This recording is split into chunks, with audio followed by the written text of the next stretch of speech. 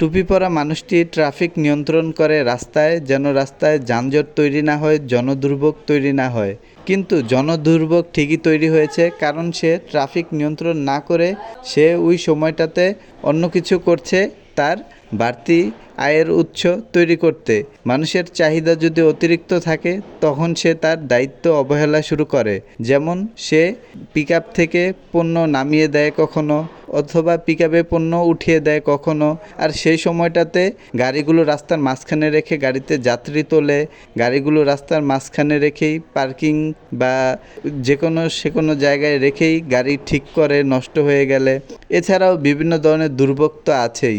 জরুরি কাজে বিদ্যুতের গাড়ি যাচ্ছিল কোথায়, সেও আটকিয়ে রয়েছে এই যানজটে। কারণ যে ট্রাফিক নিয়ন্ত্রণ করার কথা, সে এই গাড়িগুলো আটকাচ্ছে না, যে অন্য রাস্তা দিয়ে এই গাড়িগুলো ঢুকে পড়ছে উল্টো পথে, যা থেকে যানজট সৃষ্টি হবে। যে জায়গায় যানজট সৃষ্টি না হওয়ার কথা সে জায়গায় যানজট সৃষ্টি হচ্ছে, কারণ যে ট্রাফিক নিয়ন্ত্রক সে অন্য কাজে ব্যস্ত হয়ে পড়েছে।